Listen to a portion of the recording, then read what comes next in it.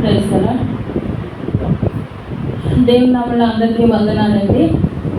ఇంతటి చక్కటి అవకాశం దేవుడు నాకు దయచేసినందుకు మొట్టమొదటిగా దేవునికి వందనాలు తెలియజేస్తున్నాను. అదేవిధంగా ఈ అవకాశం ఇచ్చినటువంటి కమిటీ వారికి కూడా నా వందనాలు తెలియజేసుకుంటున్నాను. ఎంతమందికో లేనటువంటి గొప్ప ధన్యతని నేనైతే ఒక గ్రేట్ ప్రివిలేజ్గా ఫీల్ అవుతున్నాను. చాలా ధన్యతగా నేనైతే భావిస్తూ ఉన్నాను. దేవుడు ఇంత గొప్ప ఆధిక్యతను నాకు దయచేసినందుకు మరోసారి దేవునికి వందనాలు తెలియజేస్తున్నాను. రెండవ మాటగా ఇక్కడ చదవబడి ఉంది, నేడు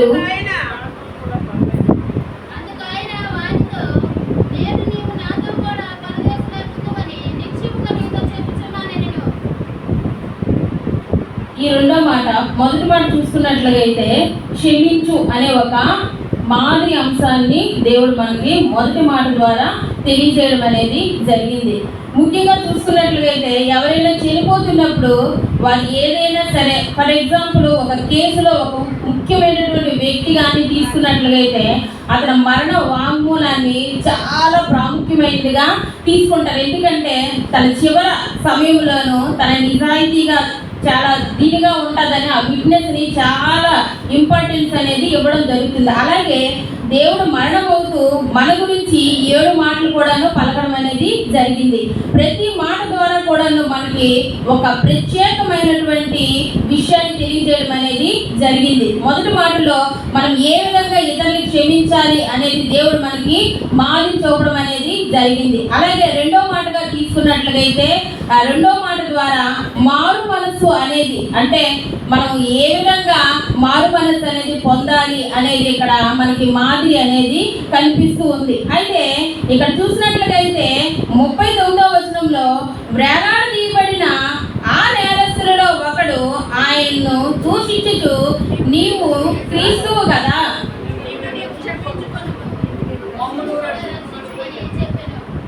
అయితే ఈ మొదటి దొంగ రెండవ దొంగ ఇద్దరు కూడాను చెరువు పక్క ఆయనకి సిలువ వేయబడడం అనేది జరిగింది. అయితే మనం కొన్నిసార్లు కొన్ని సందర్భాల్లోనూ చూసినట్లయితే ఒక మాటని నెమ్మదిగా చెప్పడం వేరు, హార్ష్గా చెప్పడం వేరనమాట. అమ్మ అని పిలవడం వేరు, అమ్మా అని పిలవడం వేరనమాట. అంటే అక్కడ వర్డ్ ఒకటే, అమ్మని పిలవడమే, కాకపోతే ఆ సంబోధించేటటువంటి విధానం అనేది వేరేగా ఉంటుంది. మొదటి వ్యక్తి నాకు తెలిసి తన కూడా ఏమంటుందంటే, నువ్వు క్రీస్తు కదా, నువ్వు రక్షించుకొని మమ్మల్ని రక్షించు అని మాట్లాడుతున్నాడు మేబీ.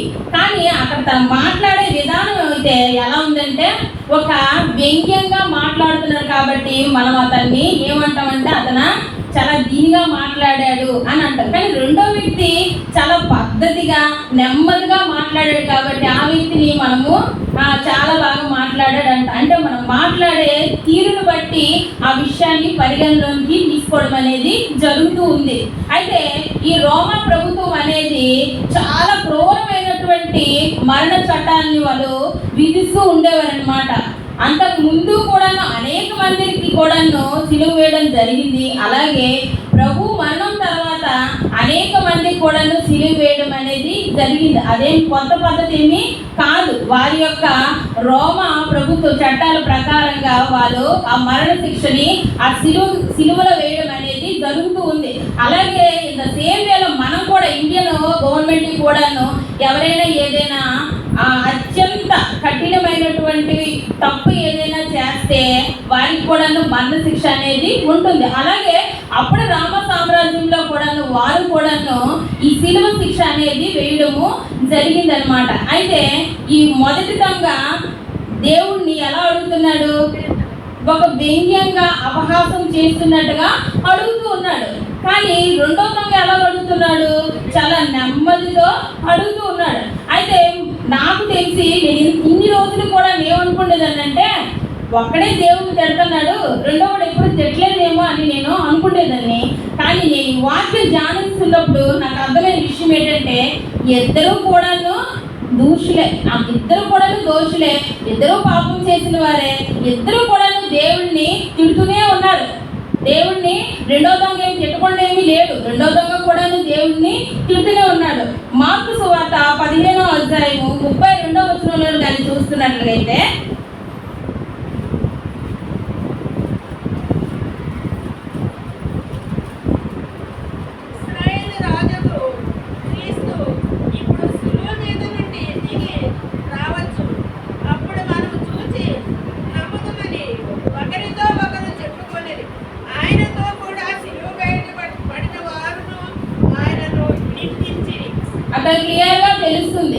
ఇద్దరు కూడాను ఆయనతో సిలువ వేయబడినటువంటి ఇద్దరు దొంగలు కూడాను ఆయన్ని నిందిస్తూ ఉన్నారు. ఒక్కడే కాదండి, ఇద్దరు దొంగలు కూడాను నిందిస్తూ ఉన్నాడు. పై వచనాల్లో కానీ మనం చూసుకున్నట్లయితే 38వ వచనం నుంచి ఆ పైన, అంటే ఇద్దరు దొంగలే కాకుండా అక్కడ అనేక మంది ప్రజలు ఉన్నారు కదా, వారు కూడాను దేవుడిని ఇష్టం వచ్చినట్లుగా దూషిస్తూ దూషణ మాటలు పలుకుతూ ఉన్నారనమాట. 39వ వచనం నుంచి కానీ మనము చూసుకున్నట్లయితే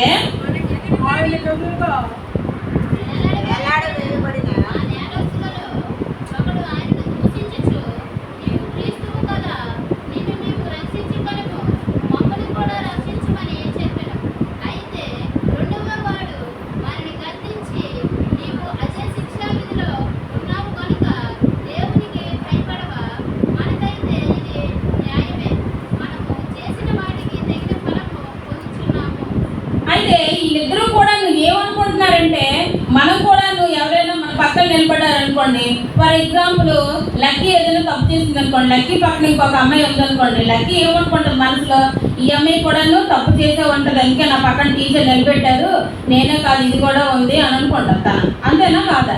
అలాగే ఇక్కడ ఇద్దరు దొంగలు కూడాను దేవుని గురించి ఏమనుకుంటున్నారంటే, మేమెలా పాపం చేసామో, మేమెలాగా నేరం చేసామో, మేమెలాగా అనేకమైనటువంటి ఘోరాలు చేసామో, ఈయన ఏ పాపం చేసి ఈ సిలువ శిక్షకు వచ్చాడో, లేకపోతే ఏ ఘోరం చేసి సిలువ శిక్షకు వచ్చాడో అని అనుకుంటున్నారు తప్ప కానీ దేవుని యొక్క ఔనిత్యం గురించి ఏమాత్రం కూడా వాళ్ళిద్దరు దొంగలకి కూడాను తెలియదు అనమాట. తెలియదు కాబట్టే ఇద్దరు దొంగలు కూడాను దేవుడిని అంతవరకు కూడాను ఈ కింద ఉండేటటువంటి వారు ఏ విధంగా అయితే దూషిస్తున్నారో, ఇద్దరు దొంగలు కూడాను దేవుడిని ఆ విధంగానే దూషిస్తూ ఉన్నారు. మత్తయి సువార్త 27వ అధ్యాయము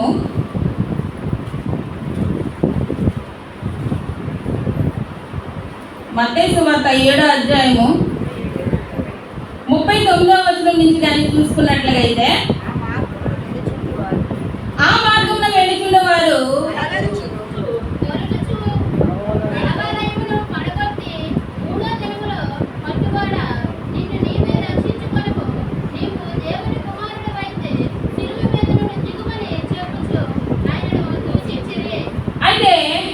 అక్కడ ఉన్న ప్రజలందరూ కూడాను ఇప్పుడు ప్రజలకి దేవునికి అంతవరకు కూడా దేవుడు అనేక అద్భుత కార్యాలు చేశాడు, స్వస్థతలు చేశాడు, అన్నీ చూశారు. కానీ దేవుడు ఏం చెప్పాడంటే, నేను దేవాలయాన్ని పడగొట్టి 3 దినాల్లో కడతానని ఒక మాట అన్నారు కదా. ఆ మాటను పట్టుకొని మీరు ఏమంటున్నారంటే దాన్ని తప్పుగా చూపిస్తున్నారనమాట. నువ్వు వాళ్ళకి అన్నావు కదా, మరి సిలువ నుంచి దిగిరా, నిన్ను నువ్వే రక్షించుకో అని మీరందరూ కూడాను పలుకుతూ ఉన్నారు. అయితే వారితో పాటుగా కూడాను అక్కడ కుడివైపున ఒకడు, ఎడమ వైపున ఒకడు బందిపడి దొంగలు కూడాను అట్టి విధముగా కూడాను వారు కూడాను మాట్లాడుతూ ఉన్నారు. బందిపొడి దొంగలు వీళ్ళిద్దరూ కూడాను సర్వసాధారణమైనటువంటి దొంగలు కాదు, బందిపొడి దొంగలు. బందిపొడి దొంగలు అంటే వారికి ఎటువంటి విచక్షణ అనేది ఉండదు. ప్రేమ కానీ, దయ కానీ, జాలి కానీ ఏది కూడాను ఉండదు. చిన్న పెద్ద ముసలి ముతక అని కూడా చూడరు. వాళ్ళకి ఏం కావాలంటే ఆ దోవన కాసి ఆ వస్తున్నటువంటి వ్యక్తులని శుభ్రంగా తలపాలు కొట్టిసో పొడిసిసో ఏదో ఒకటి చేసేసి వారి ప్రాణాలను తీసేసి వారి దగ్గర ఉండేటటువంటి మొత్తాన్ని కూడాను దోచుకునేటటువంటి స్వభావం కలిగినటువంటి వ్యక్తులు ఈ బందిపోటు దొంగలు. అయ్యో పాపం కొత్తగా పెళ్ళి అయిందే, పాపం ఇప్పుడే వచ్చారు కదా, ఇల్లు విడిచిపెట్టేద్దాం, లేకపోతే అనారోగ్యంతో ఉన్నారు ఇల్లు విడిచిపెట్టేద్దానే ఆ తేడా ఏమి చూపించరు. వాళ్ళకి ఎవరైనా సరే ఒకటే, ఈ బందిపోటు దొంగలకి అస్సలు ఏ విషయంలో కూడా వాళ్ళు రాజీ అవ్వరనమాట. వారికి కావాల్సింది ఏంటి, వారి దగ్గర ఉండేటటువంటి డబ్బు అనేది వీరికి కావాలి. కాబట్టి వాళ్ళు ఏదో విధంగా చేసి వారి దగ్గర ఉన్న ప్రతిదీ కూడాను తీసుకునేటటువంటి వారు ఈ బందిపోటు దొంగలు. కానీ మన యేసయ్య ఎవరిని కూడాను ఆశించేటటువంటి వ్యక్తి కాదు. అనేక మంది స్వస్థతల గురించి వచ్చేటప్పుడు ఎవరి దగ్గర ఏమైనా తీసుకున్నారా? ఎవరి దగ్గర కూడా ఏమి కూడాను తీసుకోలేదు. రక్తస్రావం కలిగిన స్త్రీ వచ్చింది, ఆవిడికి స్వస్థపరిచారు. అమ్మ డబ్బులు ఇవ్వమ్మా అని అడిగారా? అడగలేదే. అలాగే మూర్ఛరోగంతో కలిగిన ఒక వ్యక్తి వచ్చాడు, దెయ్యములు పట్టిన వ్యక్తి వచ్చాడు, గుడ్డివాడు వచ్చాడు, ఎంతో మంది కాళ్ళు లేని వారు, ఎంతో మంది మోగువారు, ఎంతో మంది వచ్చారు ఆయన దగ్గరికి. కానీ ఆయన ఏనాడు కూడాను ఆయన ఎవరిని కూడా ఏమీ కూడా అడగలేదు. ప్రేమతో వారందరికీ కూడాను కార్యాలు చేసుకునే వచ్చారు. అయితే అయితే ఈ సిలువ మీద ముగ్గురు కూడా నాకు తెలిసి వారు ఒకరు మాట వినబడేటంత దూరంలోనే వాళ్ళు ఉంటూ ఉంటారు.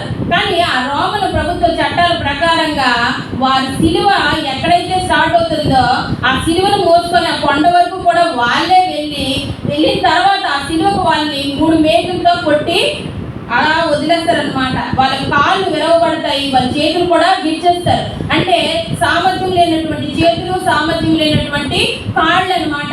వాళ్ళ 3 మేకుల మధ్య ఒక మాంసపు ముద్దగా వేలాడుతూ వారి యొక్క శిక్షను అనుభవించడం అనేది ఆ రోమన్ చట్టం అనేది చేస్తూ ఉంది. కానీ లేఖనాల ప్రకారంగా ప్రభు వారి ఎముకలు విరవబడలేదు, దేవుడికి మాత్రమే అది జరగలేదు. కాకపోతే దేవుడికి కూడా నా 3 మేకుల్లో ఆ సిలువ వేయడం అనేది జరుగుతూ ఉంది. అయితే ఇప్పటికీ కూడా చాలా మంది ఏమంటారంటే 3 మేకులు పీక్కోలేని వ్యక్తి నీకు రక్షకుడా అని అడుగుతూ ఉంటారు చాలా మంది. అప్పట్లో సిలువ వేసేటప్పుడు అపవాది గాడు అనేక మందితో మాట్లాడించేటటువంటి మాటలు ద్వారా వాళ్ళందరూ కూడాను అట్టి విధంగా దేవుడిని దూషించారు. అయితే ఆనాటి కాలంలో కూడా దేవుణ్ణి అర్థం చేసుకోలేదు, ఈనాటి కాలంలో కూడాను దేవుణ్ణి అర్థం చేసుకోలేదు.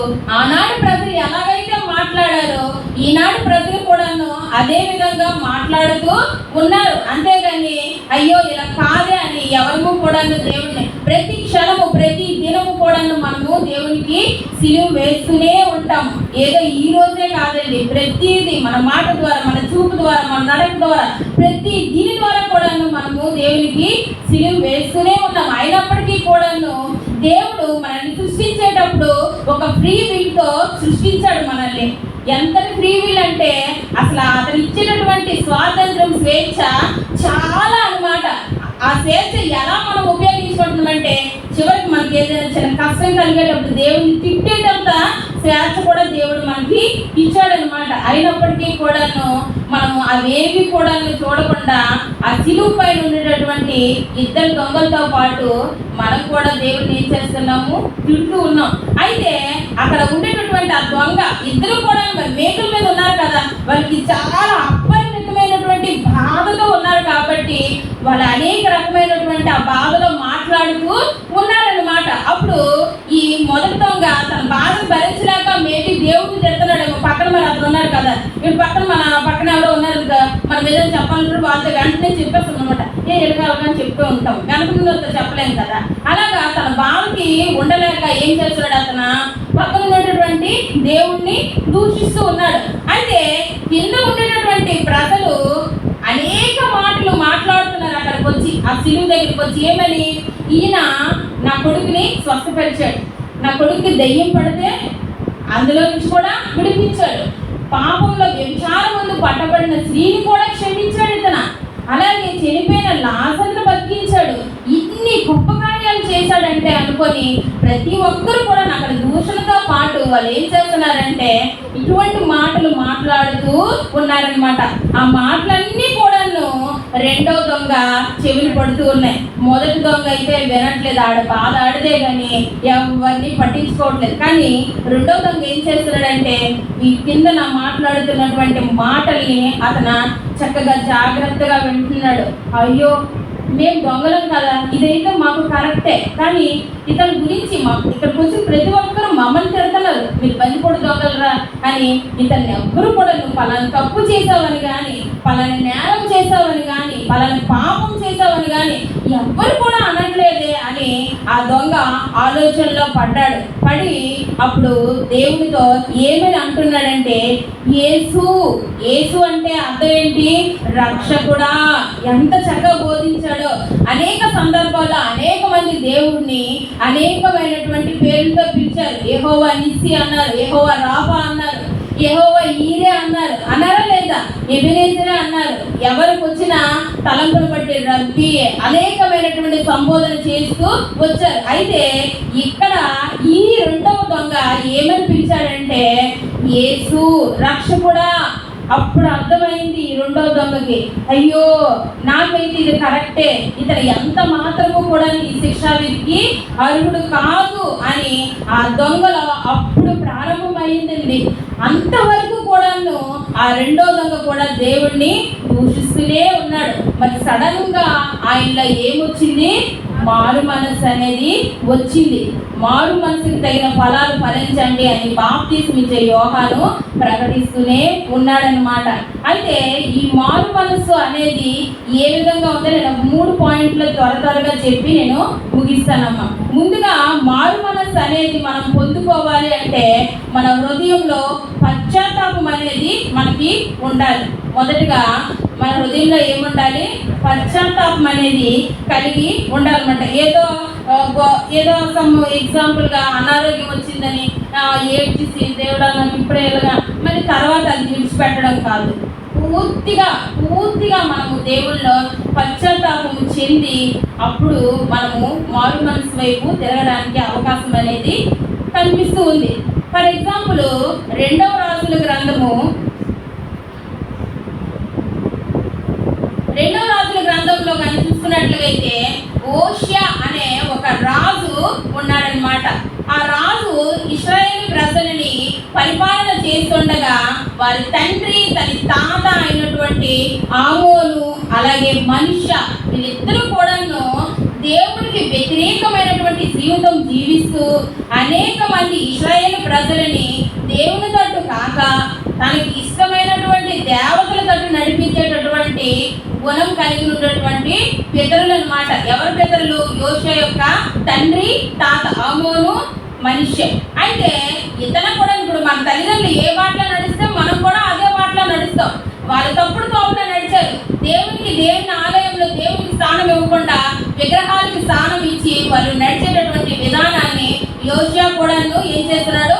అవలంబిస్తూ ఉన్నాడనమాట. అవలంబిస్తూ ఉండేటప్పుడు ఒకనొక రోజున మొన్నటి కాల దినంన చాలా మంది వచ్చి చర్చ్ క్లీనింగ్ చేశారు. చర్చ్ క్లీనింగ్ చేసేటప్పుడు ఎక్కడో ఒక మూలన ఏదో ఒక వస్తువు దొరికితే ఆ వస్తువు దొరికింది అని చూపిస్తారు. అలాగే ఆ యోషియా రాజు కాలం ఏలుబడిలను తన యొక్క ఆలయాన్ని శుభ్రపరుస్తుండగా తన దగ్గర పనిచేస్తున్నట్టు ప్రధాన యాజకుడైన హిల్కీయాకు ఒక ధర్మశాస్త్రం కనిపించిందట. ఆ శుభ్రం చేస్తున్నప్పుడు ఆ ధర్మశాస్త్రం ఎలా ఉందంట? శుభ్రంగా దుమ్ము పట్టేసి ధూళి పట్టేసి ఉందంట. అప్పుడు ఆ హిల్కీయా ఏం చేశాడంటే ఆ ధర్మశాస్త్రాన్ని చేత పట్టుకొని మనకి ఇప్పుడు ఏదైనా దొరికిందనుకో పాస్టర్ గారికో పెద్దలకో చూపిస్తాం. అలాగే అతను ఏం చేశాడంటే హిల్కీయా తన యొక్క యజమానుడి దగ్గరికి యోషియా దగ్గరికి ఆ ధర్మశాస్త్రాన్ని తీసుకొని వచ్చి చూపించాడు. నాకు ఈ ధర్మశాస్త్రము దొరికింది అని చక్కగా దాన్ని శుభ్రపరిచి అతనికి ఇచ్చేటప్పుడు అతను ఏమన్నాడంటే ఆ రాజసింహాసనం మీద కూర్చొని ఉండి చదువు నేను వింటాను అనేసి చెప్పాడనమాట యోషియా. చెప్పేటప్పుడు వెంటనే హిల్కీయా ఏం చేశాడంటే ఆ ధర్మశాస్త్రాన్ని చదువుతూ ఉండగా వెంటనే యోషియాకి తన యొక్క పాపం అనేది తన చేసినటువంటి ఆ ఘోరమైనటువంటి క్రియలన్నీ కూడా తలంచుకొని వెంటనే హృదయంలో పశ్చాత్తాపుడై వెంటనే ఏం చేశాడంటే ఆ సింహాసనం మీద నుంచి దిగిపోయి దేవుణ్ణి అక్కడ వేడుకుంటున్నట్లుగా మనకి కనబడుతూ ఉంది. తన చాలా అసలు ఎలాంటి వ్యక్తి అంటే మరి తన తండ్రి తన తాత కూడా అలాంటి వ్యక్తులే కాబట్టి ఆయన కూడా విగ్రహారాధన చేస్తూ ఇశ్రాయేలు ప్రజల్ని తప్పుడు కావులో నడిపిస్తూ ఉన్నాడనమాట. 2వ రాజుల గ్రంథము 22వ అధ్యాయం 11వ వచనంలో కానీ మనం చూసుకున్నట్లయితే వెంటనే అతను ఆ హిల్కీయా ఎప్పుడైతే ఆ పరిశుద్ధ గ్రంథాన్ని చదువుతూ ఉన్నాడో ఇతను వెంటనే పశ్చాత్తాపంతో ఆ సింహాసనం మీద నుంచి దిగిపోయి తన బట్టలు చింపుకొని ఎంతగానో కన్నీరు పెట్టి ఏడ్చాడంట. అటువంటి కన్నీరుతో మన హృదయం అనేది కరిగిపోవాలి. పశ్చాత్తాపం అనేది మనము ఎప్పుడైనా సరే బాప్తిసం తీసుకోవాలంటే ఏదో నీటిలో మునిగేసి ఆ పాస్టర్ గారు ఇచ్చేసారు బాప్తిసం అనేది కాదు. ముందుగా మన హృదయంలో రక్షణ అనేది వచ్చి బాహ్యంగా మనం అప్పుడు బాప్తిసం అనేది తీసుకోవాలి. అయితే ఈయన అంత రాజైనప్పటికీ కూడాను చక్కగా తన యొక్క ప్రవర్తనని మార్చుకొని వెంటనే పశ్చాత్తాపం అయినట్లుగా మనకి ఆ 11వ వచనంలో కనబడుతూ ఉంది. అలాగే ఆ అధ్యాయంలో కిందకి కానీ ఇంకా మనం వచ్చినట్లయితే 19వ వచనంలో చూసుకున్నట్లయితే అతడు మెత్తని మనసు కలిగిన వాడై ఉండెను. అంతవరకు కూడా మరి ఎటువంటి మనసు కలిగి ఉన్నాడు? రాతి హృదయం కలిగి ఉన్నాడు. అతను అంతవరకు కూడాను ఎవరు ఏం చెప్పినా కూడా వినకుండా కఠినమైన మనసు కలిగి ఉన్నట్లుగా మనకు వాక్యము సెలవిస్తుంది. అప్పుడు అతను ఏం చేశాడంటే తన యొక్క రాతి హృదయాన్ని తీసివేసి మాంస హృదయాన్ని ధరించుకున్నట్లుగా మనకి కనబడుతూ ఉంది. అప్పుడు ఎంతగానో ప్రలాపించాడు, ఏడ్చాడు దేవుని తట్టు.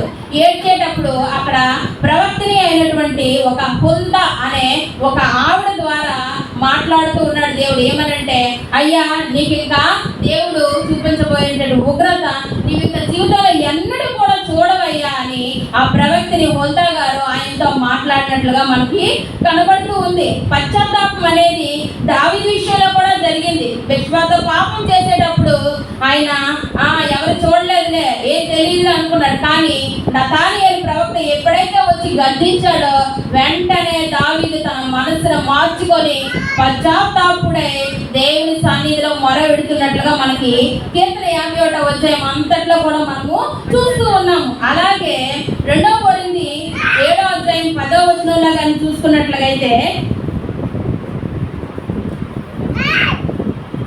దైవ చిత్తానుసారమైన దుఃఖము రక్షణార్థమైన మారు మనసును కలుగు చేయును. ఈ మారు మనస్సు దుఃఖమును పుట్టించదు. లోక సంబంధమైన దుఃఖము మరణంలో కలుగు చేయును. దైవ చిత్తానుసారమైన దుఃఖం అట మనకి మారు మనసును కలిగజేస్తుంది. వీరందరూ కూడా ఇప్పుడు నేను చెప్పిన యోషియా కానీ దావీదు కానీ వీరందరూ కూడాను ఎప్పుడైతే మనసులో పశ్చాత్తాపం పడ్డారో వారి తలకు దుఃఖం అంతా కూడా దేవుడు ఏం చేశాడు, నాట్యంగా మార్చాడు. అదే లోకపరంగా మనము ఏడ్చామనుకోండి, ఆ దుఃఖము దేనికి సాదృశ్యంగా ఉంది, మరణానికి దారి తీస్తూ ఉంది. అలాగే ఈ మారు మనసుకి రెండవ రెట్టుగా మనం ఏం చేయాలంటే మన కఠినమైనటువంటి మనస్సును మార్చుకోవాలి. మనకి చేత కానిది అదే. ఎవరైనా సరే, ఈవెన్ నేనైనా సరే మన మనసు అంత తేలిగ్గా మార్చుకోము. బయటకు ఒకలాగే మాట్లాడతాం, చాలా ప్రేమగా మాట్లాడతాం అందరితో. కానీ వారి పక్కకు వెళ్ళగానే వారి మీద మనము చాలా మాట్లాడతాం. అది ముందు మనం మానుకోవాలి. మన మనస్సును ముందు మార్చుకునేటటువంటి వ్యక్తులుగా మనము ఉండాలి. అయితే దేవుడి శిష్యుల్లో 12 మంది శిష్యుల్లో యోధా ఒకడు. ఆ యోధా దేవుడితో అనేకమైనటువంటి ప్రయాణం చేశాడు, అనేకమైన వాక్యాలు విన్నాడు, అనేకమైన అద్భుత కార్యాలు చూశాడు, అనేకమైన స్వస్థతలు చూశాడు. అయినప్పటికీ కూడా చివరి వరకు కూడాను యోధా జీవితంలో మార్పు అనేది లేదు. తన మనసును ఎంత మాత్రం కూడా మార్చుకోలేదు. కాబట్టి అతను ఏమయ్యాడు, ఉరి పెట్టుకొని చనిపోవడం అనేది జరిగింది. అలాగే మనం మనసు మార్చుకోవాలి అంటే ఖచ్చితంగా మన మనసు మార్చేటటువంటి వ్యక్తి దగ్గరికి వెళ్ళాలి. మన అమ్మ దగ్గరకో, నాన్న దగ్గరకో, ఫ్రెండ్ దగ్గరకో వెళ్తే మన మనసు మారిపోదు. ఎవరి దగ్గరికి రావాలి? ప్రార్థన ద్వారా దేవుణ్ణి మనము అడిగేటప్పుడు మన మనసుని ఆ దేవుడు మాత్రమే మార్చగలడు. అలా అని దేవుడు ఎట్టి పరిస్థితుల్లో బలవంతమైనటువంటి మనసు అయితే మార్చడు. అలా అయితే ఆయనకి ఎంతో ఈజీ అయిన పని. అప్పుడే మార్చేసింది కదా యోధాని, మార్చలేదు. అతనికి ఇష్టము లేదు. మనంతలో మనము మన మనసుని మార్చుకోవాలి. అయితే మార్కు సువార్త 9:24 చూసుకున్నట్లయితే ఒక చిన్నవాడి తండ్రి ఆ బిడ్డను తీసుకొని యేసయ్య దగ్గరికి వచ్చేటప్పుడు ఆ యేసయ్యతో మాట్లాడుతున్నాడు. అయ్యా, నా బిడ్డకి దయ్యం పట్టింది అయ్యా, తన తరచుగా నీళ్ళలోనూ అగ్నిలో పడిపోతుంటే నేను ఎలా ఒకలాగా రక్షించుకుంటున్నాను, ఏదో ఎన్నో పాటలు పడుతున్నాను. కానీ ఈ బిడ్డను స్వస్థపరచమని అనేక మంది దగ్గరికి నేను వెళ్ళాను, కానీ ఎవరి వల్ల కూడాను అవ్వలేదు. చివరికి ఈ శిష్యుల దగ్గరికి కూడా వచ్చానయ్యా, కానీ వారి కూడా నా బిడ్డని స్వస్థపరచలేదు అని దేవుడితో అతను చెప్పాడనమాట. అప్పుడు దేవుడు అంటున్నాడు, నమ్మిడి నీ వల్ల అయితే నమ్మువానికి సమస్తము సాధ్యమే అని చెప్తున్నాడు దేవుడు. అయితే అతను మరి తిరిగి ఆన్సర్ ఇస్తున్నాడు. ఏమని?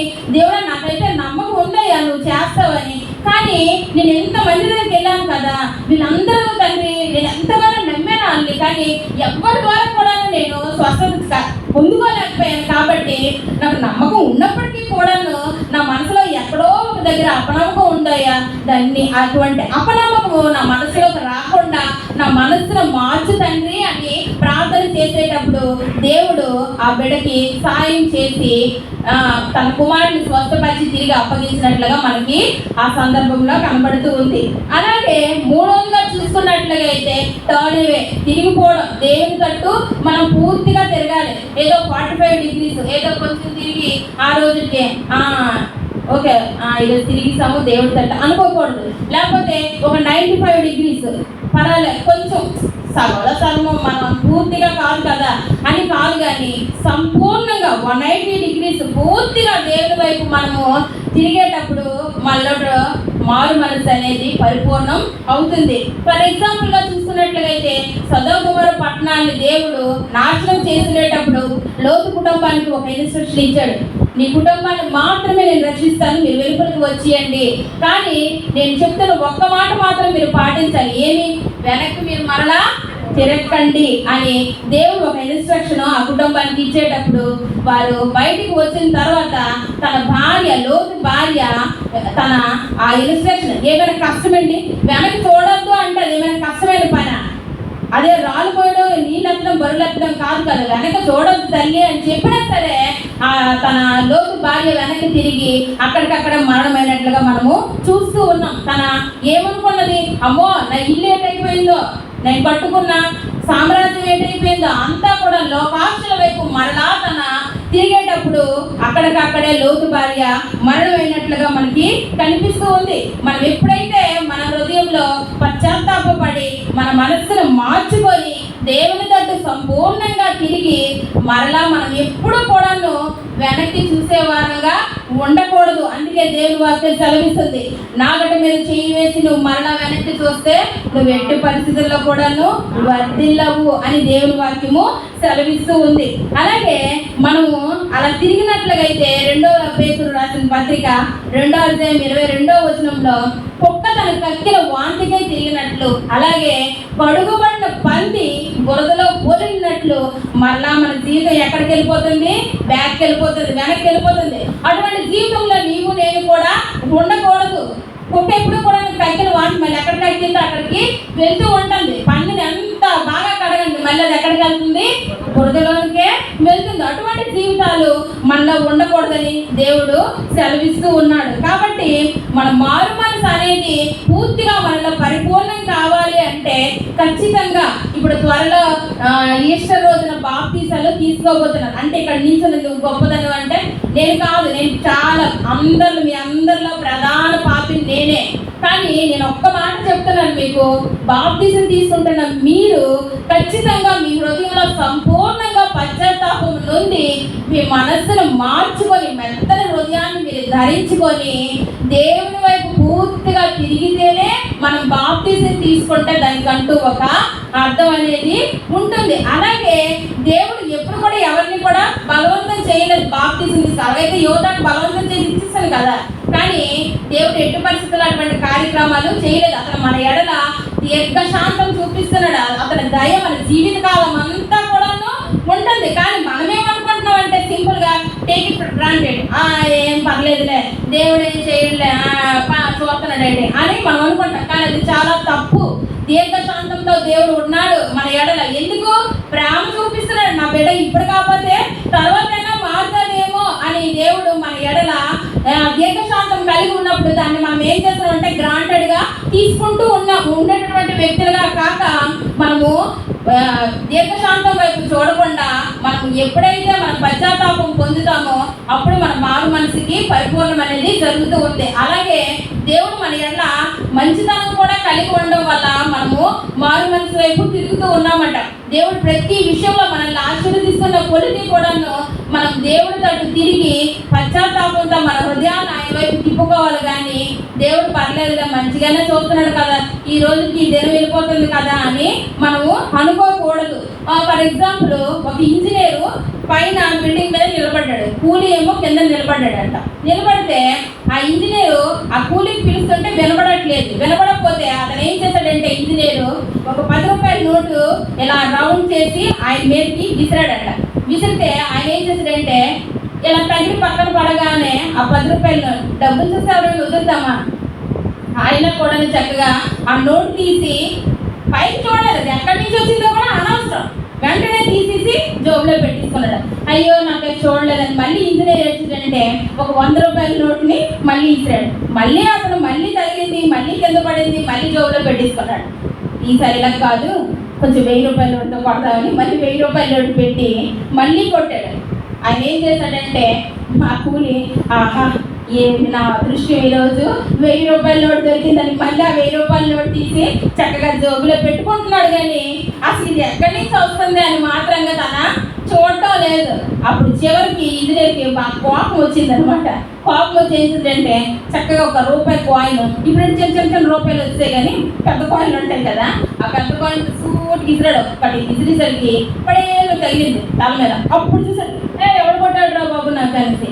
అలాగా మనము కూడాను దేవుడు దీర్ఘశాంతి మన పట్ల చూపిస్తున్నంత కాలము, మంచితనం మన పట్ల చూపిస్తున్నంత కాలం మనకి ఎటువంటి మనసు కూడాను మారదు. కానీ దేవుడు ఒక్క జల తగిలిస్తే ఆటోమేటిక్గా పరిగెత్తుకొని దేవుడి దగ్గరికి వచ్చి మన హృదయాన్ని వెంటనే కుమ్మరించేటటువంటి వ్యక్తులుగా మనము ఉంటాం. కానీ అటువంటి వ్యక్తులుగా ఉండకూడదని దేవుని వాక్యము సెలవిస్తూ ఉంది. అయితే జక్కయ్య లూకా సువార్త 19వ అధ్యాయంలో చూస్తున్నట్లయితే జక్కయ్యని కానీ మనం తీసుకున్నట్లయితే జక్కయ్య పావన యేసు వెళ్తున్నాడు విన్నాడు, పేరు ఎక్కాడు, అక్కడి నుంచి దేవుడు వచ్చాడు, అతని కిందకి రమ్మన్నాడు, తన ఇంటి దగ్గర. ఆ స్టోరీ అంతా మనం చిన్నప్పటి నుంచి సండే స్కూల్ నుంచి వింటున్నాం కదా.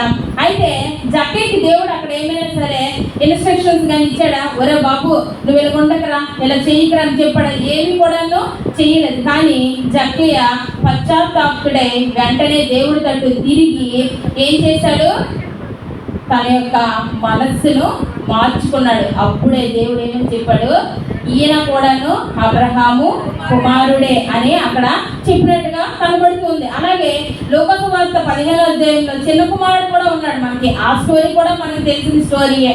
తండ్రితో గొడవ పడ్డాడు, ఆస్తంతా తీసుకొని చక్కగా వెళ్ళిపోయాడు, చక్కగా ఎంజాయ్ చేశాడు, అన్నీ చేశాడు. చివరికి వాడికి ఏమీ కూడా తినడానికి లేనప్పుడు అప్పుడు తన మనస్సు పశ్చాత్తాపంతో నిండి నేను నా తండ్రి దగ్గరికి వెళ్తాను అనుకున్నాడు. అంటే మనకి ఏదైనా చిన్న దెబ్బ తగిలినప్పుడు నిజమైనటువంటి పశ్చాత్తాపం మనలో కలుగుతూ ఉందన్నమాట. అయితే ఈ దొంగ కూడాను అంతవరకు కూడాను ఏం చేశాడు, చాలా మొదటి దొంగ అయితే ఏ విధంగా తింటున్నాడు, రెండో దొంగ కూడా అదే విధంగా తిట్టాడు. కానీ కిందన మాట్లాడుతూ ఉన్నారు కదా, అందరూ కూడాను చనిపోయిన వ్యక్తిని లేపాడు, కుళ్ళిపోయిన వ్యక్తిని లేపాడు, జీవం లేని జీవం ఇచ్చాడు, కాళ్ళు లేని అతన్ని తిడుతూనే మంచి మాటలు పలుకుతూ ఉన్నారనమాట. వీళ్ళందరూ కూడా తప్పదు పలకాలి, ఎందుకంటే ఆయన చేసినవన్నీ కూడాను మంచి పనులే చేశాడు, చెడ్డ పనులు అతను చెయ్యలేదు. కాబట్టి వెంటనే ఈ రెండవ దొంగ తన యొక్క మనస్సును మార్చుకొని దేవుడి వైపు తిరిగి యేసు అని అక్కడ సంబోధించాడు. రక్షకుడా, నన్ను రక్షించు తండ్రి. ఒకవేళ నేను ఇప్పుడు కిందకి వెళ్ళాను అనుకోండి, ఆ దొంగ అనుకొని ఉండవచ్చు, ఎందుకంటే దేవుడితో పాటు అతను కూడా ఉన్నాడు కాబట్టి ఆ దొంగ అనుకుని ఉండవచ్చు. ఏదైనా చిన్న అవకాశం కానీ నాకు దొరికితే నేను కిందకి వెళ్ళి వీళ్ళందరి సంగతి చూస్తాను, ఎందుకంటే వాళ్ళందరూ తిడుతున్నారు కదా. ఇప్పుడు మనల్ని ఎవరు నేను అనుకో, తర్వాత చెప్తాను మీ పని అని మనం కూడా అంటాం. అలాగే ఆ దొంగ కూడాను నాకు ఏదైనా చిన్న అవకాశం వస్తే వీరందరినీ కూడాను నేను ఏం చేస్తాను, నాశనం చేసి చంపేస్తాను అని అనుకుని ఉండవచ్చు రెండో దొంగ. కానీ అటువంటి అవకాశం ఏది కూడా అతనికి లేదు. కానీ ఎప్పుడైతే తన మనసులో పశ్చాత్తాపం పొంది తన మనసును మార్చుకొని దేవుడి తట్టు తిరిగి నిజమైన రక్షకుడా అని సంబోధిస్తూ తన అడుగుతూ ఉన్నాడు, నీవు నీ రాజ్యంలోకి వచ్చేటప్పుడు నన్ను జ్ఞాపకం చేసుకో అని అనేటప్పుడు దేవుడు వెంటనే ఆన్ ద స్పాట్ నీవు నాతో కూడా పరదేశిలో ఉందువు అని అక్కడ ఆయనకి మాట ఇచ్చినట్లుగా మనకి కనబడుతూ ఉందన్నమాట. పరదేశిలో ఇప్పుడు బైబిల్లో ఎక్కడ చూసినా సరే పరదేశికి ఎవరు కూడాను జంటగా వెళ్ళినట్టుగా ఎక్కడ కూడాను లేదు. ఫర్ ఎగ్జాంపుల్ మన లోకంలో ఎవరైనా ఒక ఇద్దరు లవర్స్ కానీ చనిపోవాలనుకుంటే వాళ్ళు చనిపోవడానికి ఇద్దరు ఒకేసారి విషయం తాగుతారు, కానీ ఒకరు వితిన్ సెకండ్స్ గ్యాప్ అనేది ఉంటుంది. అలాగే ట్రైన్ కింద తలపెట్టుదాం అనుకొని వెళ్ళారనుకోండి, అప్పుడు కూడా ఎవరిని ముందు ట్రైన్ ముందుతో వాళ్ళు చచ్చిపోతారు, తర్వాత రెండో వాళ్ళు చచ్చిపోతారు. కానీ ఇక్కడ దేవుడు అతనికి మాట ఇచ్చి చక్కగా తన భుజం మీద చెయ్యి వేసుకొని ఆ రెండో దొంగని దేవుడు పరదేశి తీసుకువెళ్తున్నటువంటి అరుదైన సన్నివేశం మనకి ఈ వాక్య భాగంలో కనబడుతూ ఉంది. అయితే ఆ రెండో దొంగ పేరు డిస్మస్. అంటే దానికి అర్థం ఏంటంటే అస్తమించే సూర్యుడు లేదా తేజస్సు గలవానిపై తిరుగుట. దేవుని వైపు తిరిగాడు, తను చక్కగా మనసును మార్చుకొని మారు మనసు పొందుకొని తీసుకొని ఏం చేశాడు? దేవుని రాజ్యంలోనికి ప్రవేశం అనేది జరిగింది. కాబట్టి మొదటి మాటగా మనం ఏం నేర్చుకున్నాము? క్షమించు అనే అంశాన్ని నేర్చుకున్నాం. రెండో మాటగా మనం ఏం నేర్చుకున్నాము? మారు మనస్సు పొందడం అంటే మనం నిజమైనటువంటి హృదయంలో పశ్చాత్తాపం కలిగి మన రాతి హృదయాన్ని తీసుకొని మెత్తని మాంసపు హృదయాన్ని ధరించుకొని మన మనస్సును మార్చుకొని దేవుడి వైపు సంపూర్ణంగా ఎప్పుడైతే తిరుగుతామో మనము అనేక మందికి మాదిరికరంగా ఉంటామని దేవుడి చిన్న వాక్యాన్ని దీవించును గాక. ఆమేన్.